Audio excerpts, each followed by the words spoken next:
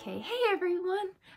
So today I wanted to talk about some of the basic stitches that you should know when you're first learning to crochet.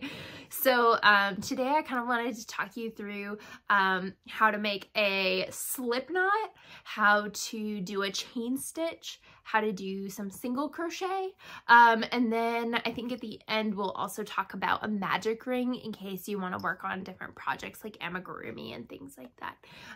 So let's jump into it.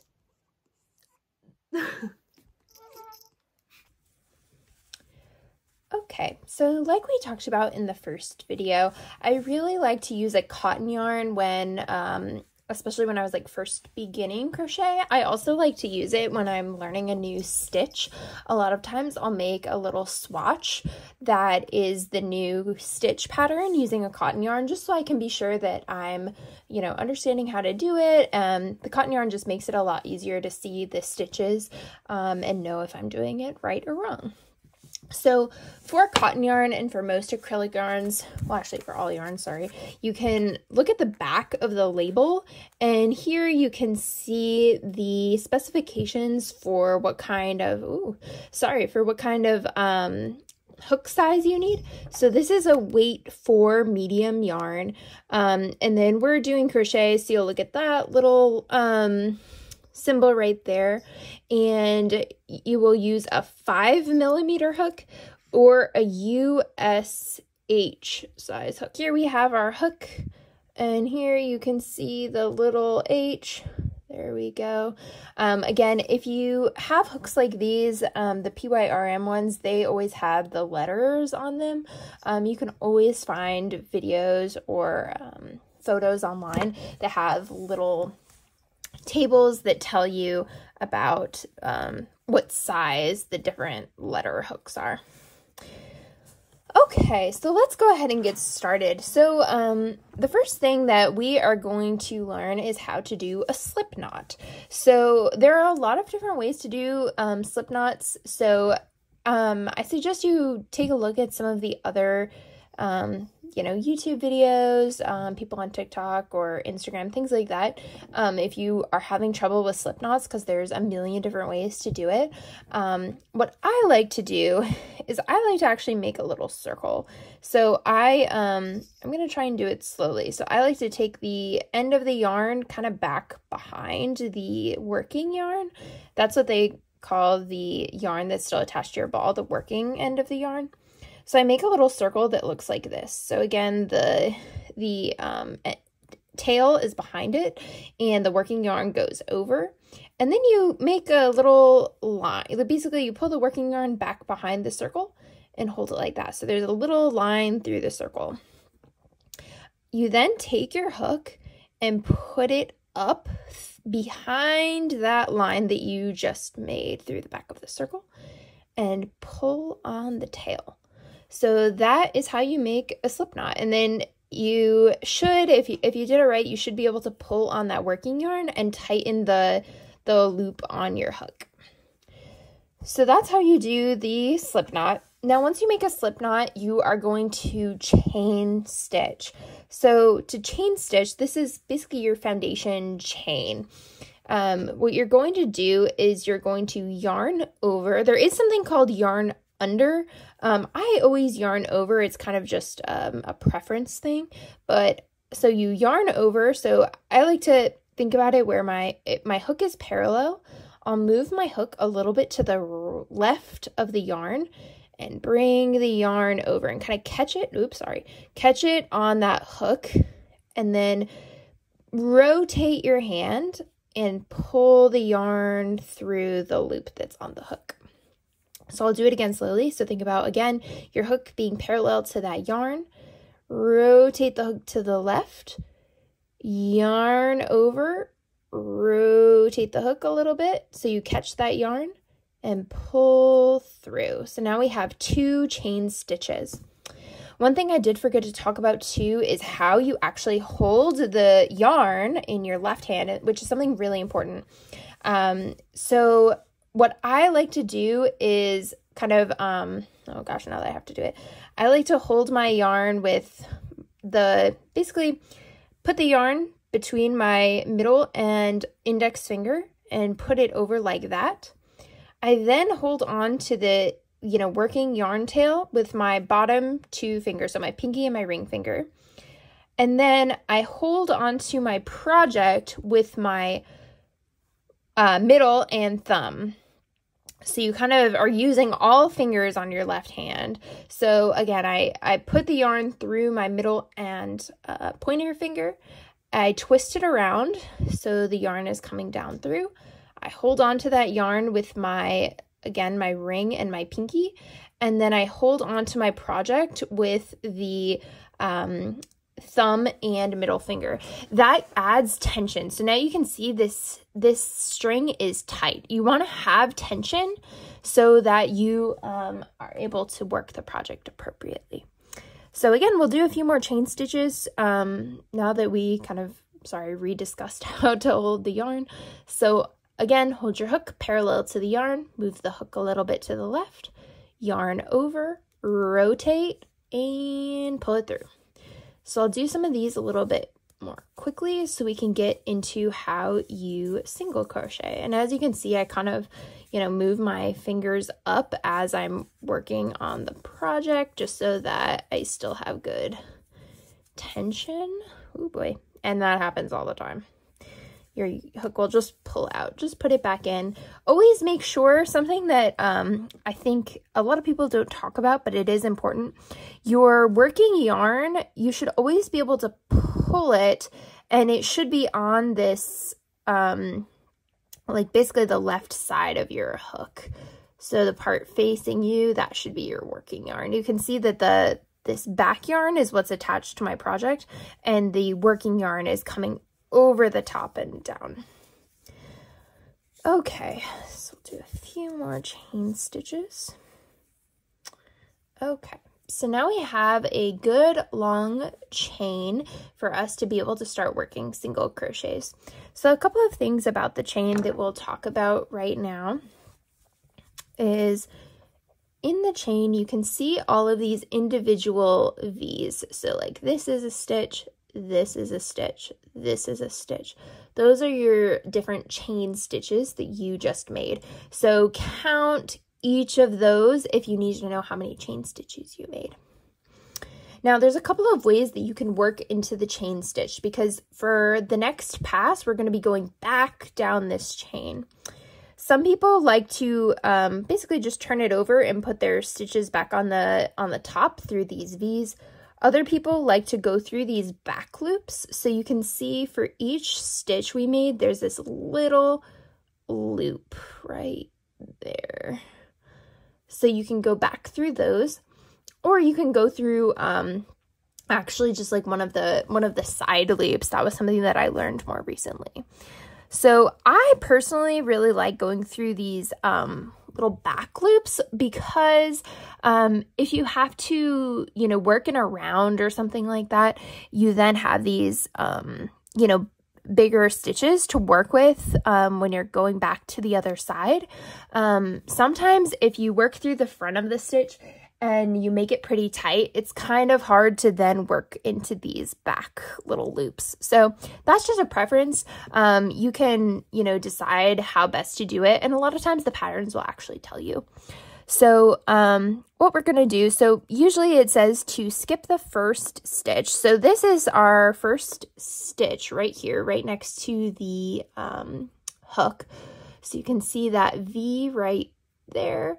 And then this little back bump is going to be the back stitch, I guess, or yeah, back loop for these stitches. So I'm going to go into the next one here. So working in chain stitches can be a little bit more difficult, and I do use, I don't know, kind of a different technique than what I would normally use, just because you have to sometimes like maneuver the hook into the back loops. So I just stuck my hook back into that back loop, and again, same technique as the chain stitch. We're going to, kind of hold them in parallel, pull that yarn over, and pull it through that loop. We're going to put the yarn back over the hook again and go through both of the loops. That's going to be a single crochet stitch. So this is one of the very basic stitches that you're gonna need to know if you want to learn how to crochet. It's, you know, the easiest kind of stitch you can do, and definitely the most foundational.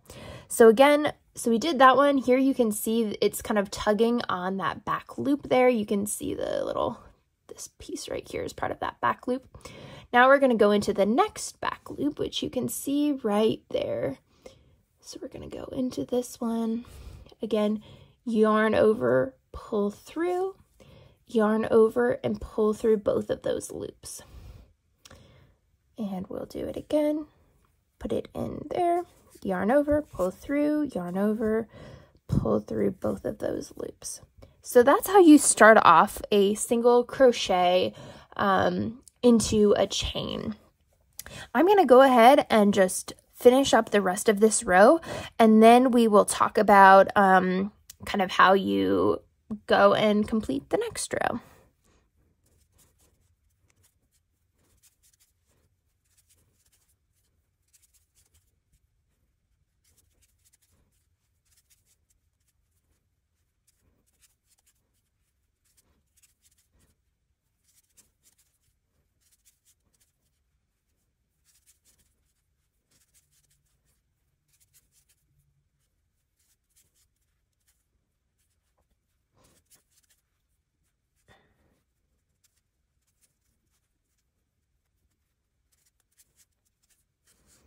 Okay, so now we're on the very last chain stitch, so I will go ahead and put my hook through that back loop on that last stitch. I will yarn over, pull through, yarn over, and pull through both of those loops. So now we have a nice single crochet chain. Now, for most projects where you're working in rows, you're going to chain a stitch at the end of each row, turn the project, and then continue working in the stitches that we just made. So that's what we're going to do here. We're going to go ahead and chain one. Now, for most stitches, I don't want to say most stitches, but you're going to be working in these top two loops, these V's that we made. So for the single crochet, there are things like front loop only or back loop only. We'll talk about those in a future video, but for the single crochet, you're just going to put the hook through both of those loops. So let me just show you again really close up. So this is our chain stitch closest to our hook. That's the chain stitch we just made. So we made the chain stitch, we turned the project, and now we're going to insert our hook right here through those two loops. So on our hook, you can see loop 1 and loop 2. So you'll, again, similar to how we've been doing it, you'll yarn over, rotate your hook, pull it through those two loops. Now you have, again, 2 loops on your hook. You'll yarn over and pull through both of those. Oops.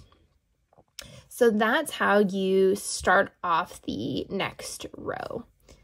So we will just continue moving through again. Again, put your hook. So on the side here, we'll show you from a side view.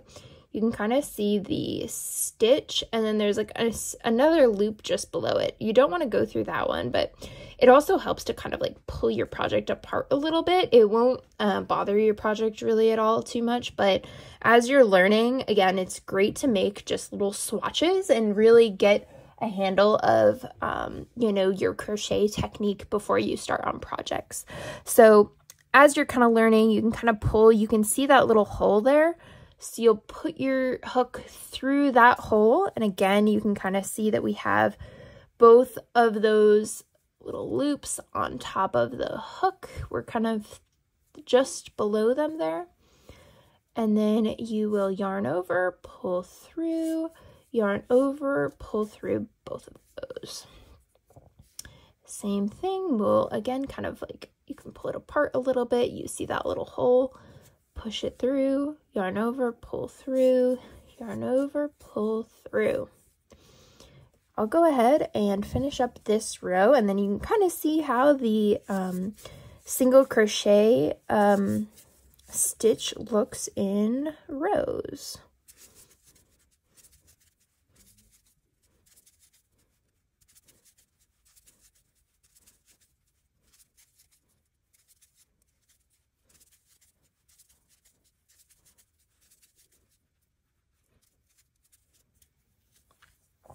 Okay, so we finished off that row.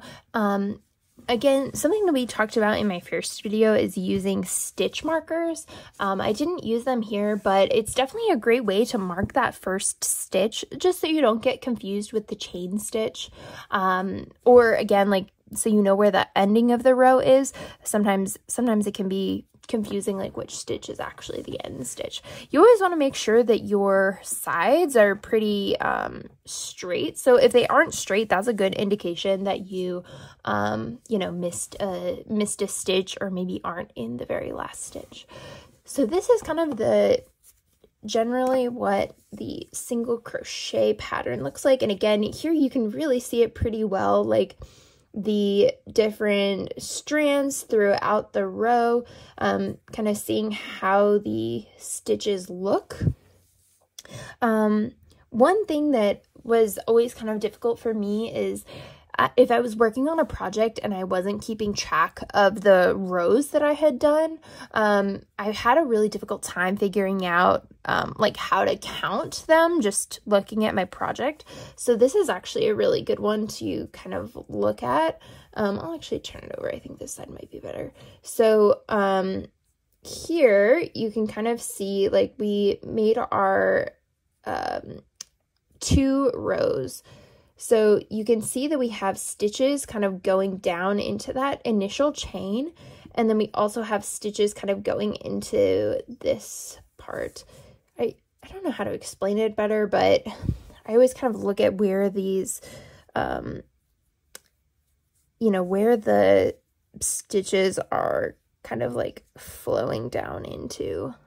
I hope that makes sense. I don't know that it does, but yeah, row counters are definitely a great way to figure out how many rows you're doing, though. Just, yeah, you have to remember to switch it up every time you finish a row. So that's it for single crochet. The last thing I want to do, I'll actually take out this purple yarn and we can talk a little bit about the magic ring. One thing we also didn't talk about, so there's 2 ends to the yarn, obviously, and one comes out of the center, so it's like a center pull. The other one comes out of the side. There's a lot of, you know, differences in opinion of which one you should, you know, use. I honestly usually use the outside, but when you use the outside, your yarn is always kind of like tumbling around, so that can be super annoying. I sometimes find that the inside of the yarn gets super tangly, so if you do the center pull, it can be a little bit tangly in my opinion. So just find whichever one is good for you. You don't have to do what everyone says. You know, if you like the outside and you don't care if it's tumbling around, then use the outside. If you like to pull from the center, you pull from the center. Just do whatever you want to do. Okay, so for most projects, you're either going to start with the chain stitch and then putting your stitches into the chain, or you will start with something called a magic ring or a magic circle. There are a couple of different ways to make the magic ring or magic circle. I'm going to show you the way that I personally like to do it today, and maybe in a future video I can cover how you can, you know, do it in a couple of different ways, because I know that this way may not be, you know, great for everyone. So we talked about the pulls. I'm actually going to use a center pull today. I usually don't, but I will use it today because it's out and kind of long. So in order to make a magic ring, so this is going to be if you want to create basically a circular kind of shaped object. So think of like you know, a head on a stuffed animal, or a circle. I use this sometimes for when I'm making, you know, circular kind of bags, things like that. So this is a great way to start. So take the string and wrap it around your ring and your pinky finger, and then bring it back behind these 2 fingers, and make a little circle between your thumb and your middle finger. So the end of the yarn tail should be going over the working yarn tail. So here we have that circle. I'll do it again one more time just so you can kind of see. So take your yarn, wrap it around, back up, and create that circle. So here we have that. That can be pretty difficult, so definitely just keep trying and you know, practicing that. It'll come, but it can be a little bit challenging to start. Now we're going to take our hook and put it through this circle here. Now, in order to make the ring, what we're going to do, be sure you're always holding on to, before we get started, be sure you're always holding on to these two strings very tightly because you don't want to let them go. You want to keep holding on to them until you're done with your magic ring. So hold your hook like we had for our single crochet, move it a little bit to the left, yarn over, and pull it through. So here we have a loop. So this is going to be your magic ring. You can see it's kind of, you know, expandable because of the way that we built it. Now for magic rings, I always like to start with a chain one. Your pattern will tell you if you need to chain one, but I almost always like to, instead of just starting off with the stitches, because sometimes that first stitch can get a little bit, you know, tugged on and made really small, and it's hard to get back into it when you're going around for the second round. So that is my chain stitch. Now, in order to make a stitch into the magic ring, what we're going to do is put our hook through the middle of that loop, and again, hold on to those two strings pretty tightly, yarn over, pull through the loop, yarn over again, and pull through those two loops. So now we have one stitch in our magic ring, and there you can see our chain stitch got really, really small. So it kind of is just to help anchor the project, I guess, if you will. So that was one. We'll again go through that magic ring, yarn over, pull through, yarn over, and pull through those two loops. Now we have two. We're going to do 6 because that is usually the amount that you use for a magic ring when you're starting, but it really just kind of depends on the project. So here we have 1, 2, 3, 4, 5, 6. Perfect. Now, at this point, once you're done with getting all of your stitches into the magic ring, you can drop those fingers. Now here you'll see you have that tail and you also have this loop. So what you're going to do is you're going to pull on that tail there and really cinch in that circle. Now this tail you're eventually going to want to weave in, so don't cut it off. If you cut it off, the project will end up unraveling. So just keep it there, keep it long, and tug on it a little bit every once in a while just to keep that circle cinched up. Now, I always like to recount back to find my first stitch because, again, sometimes it may be a little bit hard to see, especially if you don't do that. If you don't do that chain stitch. So here we have 1, 2, 3, 4. This is 5 and 6. So I'm going to go into this one because this is going to be our first stitch. So there you can see I went through that V. Both of those loops are on the top of my hook. There, you can kind of see it there. Okay, so now what I'm going to do is I am going to yarn over, pull through that stitch, pull it up, and go through those 2 loops. So that's going to be our first stitch. Now, for your magic ring, most of the time what you're going to be doing is putting 2 stitches into each of those first stitches. So our second round is going to have 12 stitches. That helps expand out the circle. If you were to just keep doing 6 around, it would basically just make a long tube. So I am going to go, this is how you can increase a stitch. So we already went into this, oh boy. Okay, there we go. We already went into this stitch right here. You can see it. Okay, we already went into that stitch. It's right there. So we're going to go back into that same opening. If you tug on the project, you can kind of see where it is. So I'm going to go back into that same opening, yarn over, pull through, yarn over, and pull through again. So now we have 2 different stitches into that one previous stitch. Now we're going to do it again in the next one. So we're going to put it through the next stitch, yarn over, pull through, yarn over, pull through again, and into that same stitch. So again, you can kind of tug on the stitch and see where it is. So we see that second stitch moving right there. So we're going to go back into that one, yarn over, and pull through again. So now we just made 4 single crochets, and these are all going to be part of our second round. Now you should mark off that first stitch just so that it's easier for you to tell when you've completed a round. I'm not going to today for this little tutorial, but I would just put one right in 1, 2, 3, right in this stitch right here. So we've done 4 stitches now, so we're going to do a few more. So 5, 6, 7, 8,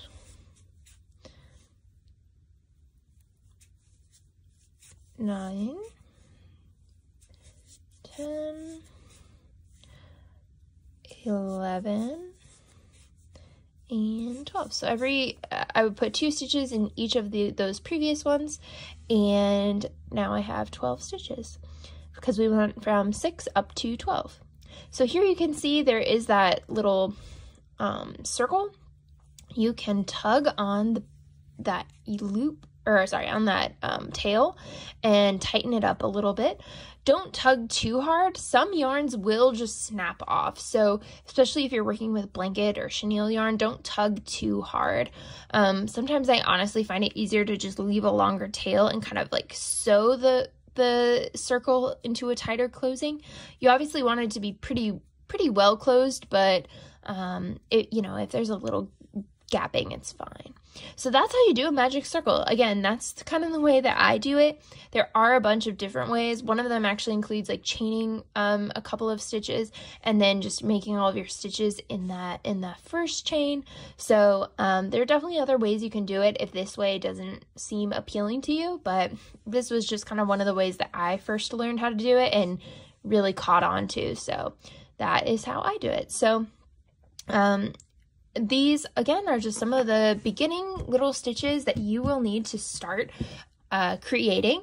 I would definitely practice making the single crochet stitch, and I would also definitely start practicing a magic ring, making sure you really get this down. These are some of the basics of crochet that you really need to master before you can move on to some of the more challenging patterns and things like that. So thanks so much for watching. I hope this video was helpful. Let me know if there's any other techniques or things that you'd like me to cover in some future videos. Have a good rest of your day.